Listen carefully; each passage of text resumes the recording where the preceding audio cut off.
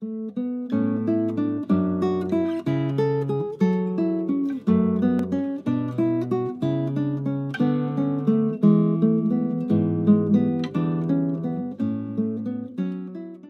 nome do Pai, do Filho e do Espírito Santo. Olá, seja bem-vindo ao Grupo Santo Anselmo. Nessa nossa 8ª aula, nós trataremos do início da comunidade católica no dia seguinte ao Pentecostes. Como foram os primeiros dias da igreja? Como eram os primeiros cristãos? Aqueles que viveram o dia de Pentecostes e as semanas e os anos que se seguiram. Como se portavam os apóstolos? Como era a organização eclesiástica? Essa é a nossa 8ª aula. São Lucas nos conta no capítulo 2, a partir do versículo 42 até o 47, uma pequena notícia da primeira comunidade católica que nasce em Jerusalém e passa a ser a igreja a partir do dia de Pentecostes. Ele nos conta o seguinte: eles eram perseverantes no ensinamento dos apóstolos, na comunhão fraterna, na fração do pão e nas orações. Apossava-se de todos o temor, e pelos apóstolos realizavam-se numerosos prodígios e sinais. Todos os que abraçavam a fé viviam unidos e possuíam tudo em comum. Vendiam suas propriedades e seus bens e repartiam o dinheiro entre todos, conforme a necessidade de cada um. Perseverantes e bem unidos, frequentavam diariamente o templo, partiam o pão pelas casas e tomavam a refeição com alegria e simplicidade de coração. Louvavam a Deus e eram estimados por todo o povo, e cada dia o Senhor acrescentava a seu número mais pessoas que eram salvas. Muito bem. Vamos analisar esse texto e tentar entender como era a primeira comunidade católica em Jerusalém. A primeira questão que devemos entender é que, nesse momento, a única notícia acerca de Jesus era aquela trazida pelos apóstolos, aqueles homens que conviveram com Jesus. Tudo o que sabiam acerca de Jesus era a tradição apostólica, era aquele depósito da fé que os apóstolos receberam de Jesus e já transmitia a esse povo. Essa tradição apostólica, esse conjunto de ensinamentos que os apóstolos receberam de Jesus e que repassou a esse povo, é a mesma tradição apostólica que chegou até nós. São os mesmos ensinamentos que chegaram até nós. A diferença é que, além dos ensinamentos da tradição apostólica, nós recebemos também uma parte desses ensinamentos escritos na forma da Bíblia Sagrada. Mas a Bíblia Sagrada, em especial o Novo Testamento e também o Antigo, ele só foi formatado, compilado e definido pela Igreja como aquele conjunto de livros inspirados por Deus e que deveria acompanhar a Igreja em sua caminhada lá por volta do ano 380 a 390 e ali para perto do ano 400. Nas primeiras décadas e nos primeiros séculos, os cristãos não tinham nada escrito, a não ser fragmentos, cartas, partes ou um ou outro dos 4 evangelhos. Mesmo assim, espalhados em cópias e cópias pelas várias comunidades. Somente, como eu disse, no final do século IV é que a Igreja vai conseguir reunir esses livros e definir a Bíblia Sagrada. Portanto, nesse primeiro momento, o que existe é apenas a tradição apostólica. E é essa tradição apostólica que vai dar ao povo, à sociedade, ao mundo, a Bíblia Sagrada. Por isso a relevância de São Lucas em dizer: eles eram perseverantes no ensinamento dos apóstolos. E o ensinamento dos apóstolos era aquele ensinamento que eles receberam de Cristo. E, além disso, na comunhão fraterna. A igreja vivia unida, na fração do pão e nas orações. Vamos definir aqui uma coisa. O que significa essa fração do pão? A fração do pão é a forma como os apóstolos se referiram no primeiro momento à celebração eucarística, lembrando-se daquele primeiro dia em que Jesus, na quinta-feira santa, na quinta-feira da paixão, fraciona o pão, parte o pão, entrega aos apóstolos e diz: isto é o meu corpo. São Lucas está nos dizendo, então, que os primeiros cristãos, que a primeira comunidade era assídua ao ensinamento dos apóstolos e à missa e à celebração eucarística na forma do partir do pão. Mas nos conta mais São Lucas. São Lucas nos fala ainda da partilha dos bens que os primeiros cristãos faziam entre si. Viviam numa comunidade onde a comunhão ia além da amizade, além da fraternidade, além da convivência, e se estendia também aos bens materiais, na medida em que esses primeiros cristãos repartiam entre si os seus bens. Nós falaremos desse ponto mais adiante. Pois bem, outra questão que se fala aqui no texto é que eles eram estimados pelo povo. Isto é, a igreja nasce e as pessoas em Jerusalém, mesmo aquelas que não aderiam ao ensinamento dos apóstolos, tinham os cristãos em alta conta, dada a forma como viviam em fraternidade. É verdade que nesse primeiro momento, os cristãos ainda não estavam absolutamente conscientes da nova empreitada que tinham pela frente. O que eu quero dizer? Os cristãos ainda não se viam como uma nova religião. Essa revelação de Cristo como um novo marco na história da revelação de Deus não foi compreendida de primeiro momento pela igreja. De certa forma, esses primeiros cristãos, em um primeiro momento, ainda se viam, de alguma forma, vinculados ao judaísmo. É interessante você notar que São Lucas diz que eles frequentavam diariamente o templo de Israel. Isto é, ainda existia uma prática que estava um tanto misturada, vamos dizer assim, entre os ensinamentos de Cristo, entre o cristianismo nascente e algumas práticas próprias do judaísmo. Todos esses primeiros cristãos foram nascidos, criados, ensinados e formados no judaísmo. Quando Cristo veio e lhes traz uma nova revelação, ainda que na origem, uma revelação oriunda a partir de Abraão e de toda a saga do judaísmo, Cristo é a definitiva aliança.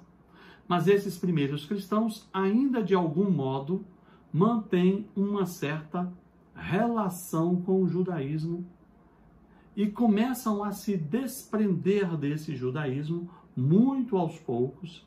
Isso vai se concretizar lá no chamado Primeiro Concílio de Jerusalém, no livro de Atos, capítulo 15, nós falaremos desse evento. Mas, de toda forma, o que nos interessa aqui é verificar os elementos principais que marcavam a igreja no seu início. Primeiro, a assiduidade ao ensinamento dos apóstolos, a atenção à tradição apostólica. Essa é a Igreja Católica Apostólica. Segundo, a frequência ao partir do pão, a fração do pão, a Eucaristia, a celebração eucarística, a Santa Missa. A frequência às orações, a vida em comunidade, até mesmo no partir dos bens materiais, a estima diante do povo. Essas eram as marcas da Igreja Católica em sua origem. Devemos pensar e voltar a esse tempo. Pode virar a página.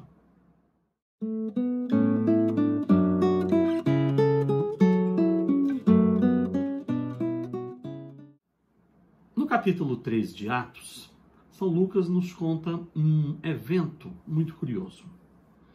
Pedro e João, São Pedro e São João, estão indo ao templo para rezar. No caminho, eles são abordados por um coxo, por uma pessoa, né, com uma deficiência física. E eles olham para Pedro e João na esperança de receber uma ajuda, uma esmola. Isso está no capítulo 3, versículos de 1 a 11.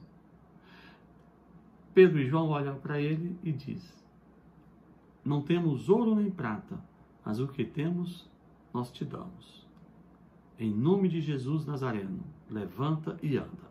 Este homem anda, e nós temos aí o primeiro milagre descrito em sua inteireza, realizado por um dos apóstolos, ou pela intercessão dos apóstolos, ali no início do livro de Atos.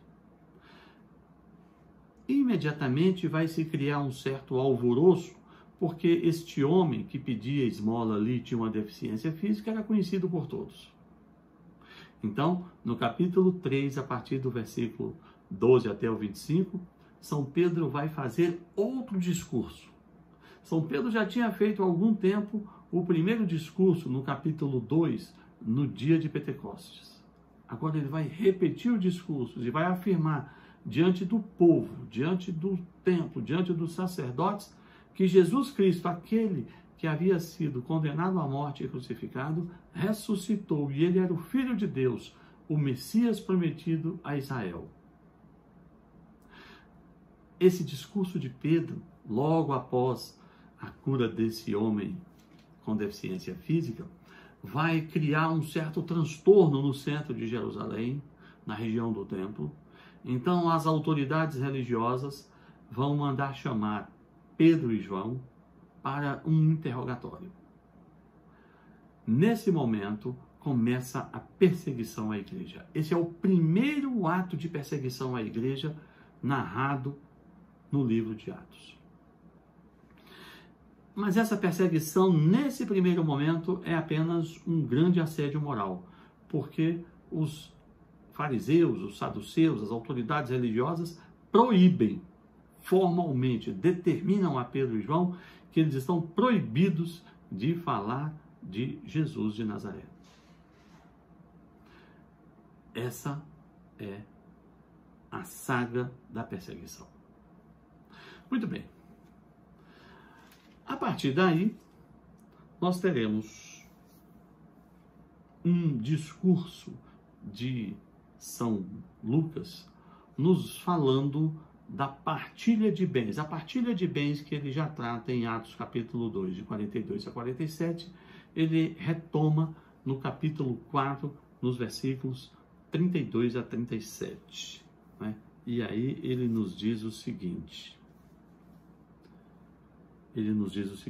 a multidão dos fiéis era um só coração e uma só alma. Ninguém considerava suas as coisas que possuía, mas tudo entre eles era posto em comum.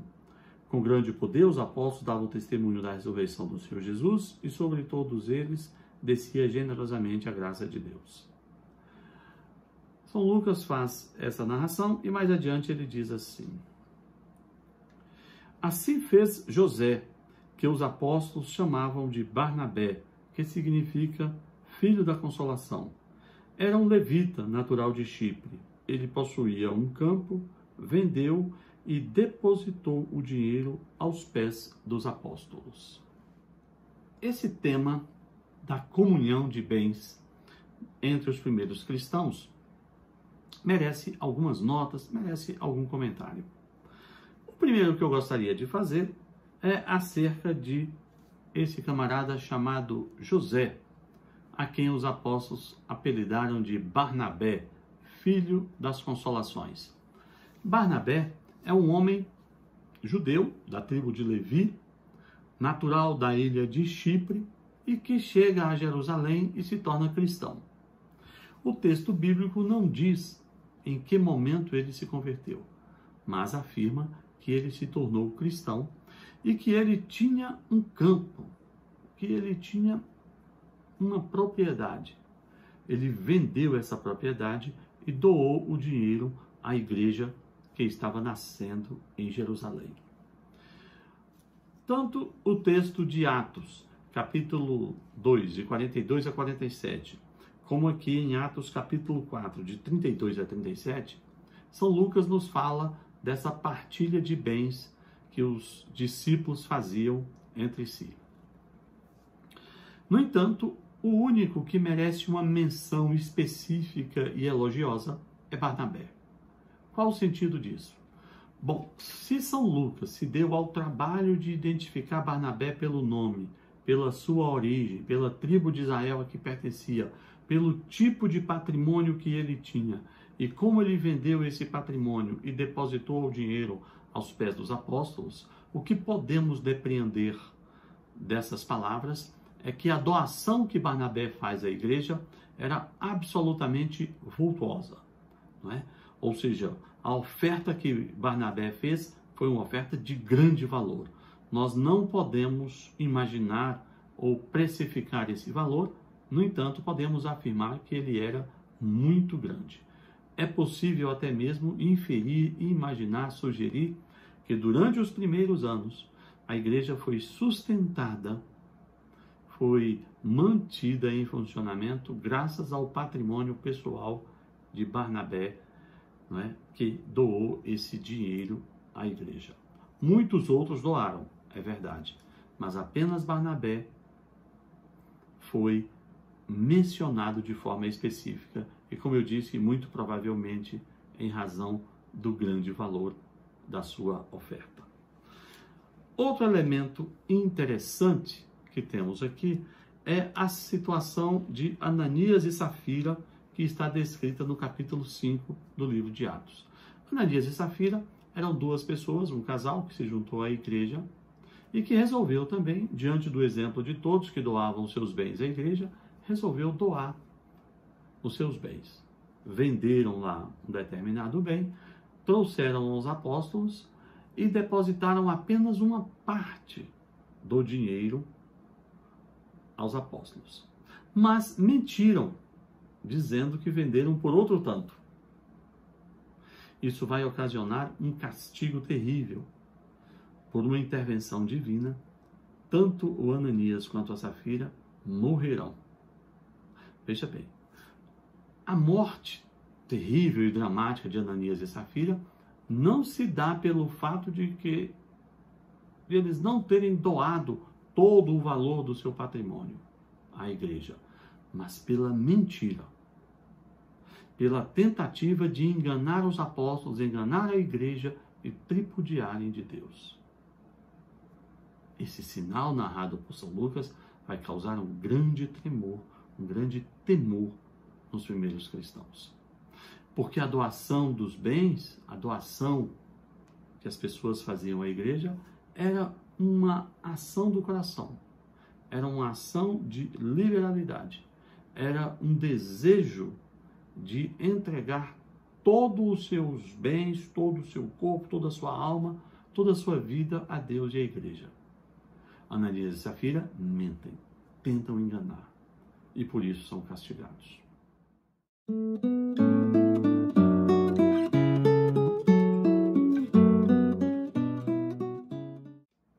Por fim, nós temos aqui no livro de Atos, ainda no capítulo 5, a partir do versículo 17 ao 42, o início da perseguição física. Meu amigo, como Pedro e João foram advertidos para não continuarem a pregar, para não evangelizar, para não falar de Jesus, mas continuaram fazendo todas essas coisas, não somente eles, mas todos os apóstolos e toda a igreja, os fariseus e os saduceus mandam prender os apóstolos. Mas São Lucas nos diz que um anjo de Deus vai lá e abre as portas. E quando eles chegam na prisão, A prisão está fechada e os apóstolos não estão lá presos. E de repente eles chegam no meio da cidade e eles estão pregando. E aí acontece o primeiro ato de violência física contra a igreja. São Lucas nos diz que os apóstolos são açoitados, são presos e chicoteados por estarem falando de Jesus. Mas ao contrário de se sentirem humilhados ou perseguidos, eles exultam de alegria, pois se consideram honrados pelo fato de terem sofrido afronta física por causa de Jesus Cristo. A fé desses apóstolos é impressionante. As autoridades religiosas judaicas estão agora em pânico. Nem mesmo a ameaça moral, nem mesmo a agressão física cessa o ânimo dos apóstolos, dos cristãos, em anunciarem o Evangelho. E diante dessa preocupação surge uma figura peculiar. Um fariseu extremamente benquisto, extremamente afamado, um grande doutor da lei, chamado Gamaliel. Isso está lá em Atos capítulo 5, versículos 34 a 40. Gamaliel, no meio de uma reunião dessas autoridades religiosas, levanta uma questão. Ele diz assim: meus caros, e se esse movimento desse povo, falando de Jesus de Nazaré, for realmente uma ação divina? O fato de nós nos colocarmos contra esse povo não pode nos colocar numa situação de estarmos militando contra Deus? Essa colocação de Gamaliel causa um certo temor, e em um primeiro momento os fariseus, os saduceus e as autoridades religiosas do judaísmo cessam um pouco a perseguição aos cristãos. Muito bem. E assim, nós temos a nossa primeira parte da história da igreja no pós-Pentecostes, naqueles primeiros anos do Pentecostes. O que é que você tem? Comunhão, fração do pão, fraternidade, partilha de bens, orações e o anúncio do Evangelho. Uma igreja forte nascendo em Jerusalém. Fique conosco e vamos adiante. Em nome do Pai, do Filho e do Espírito Santo.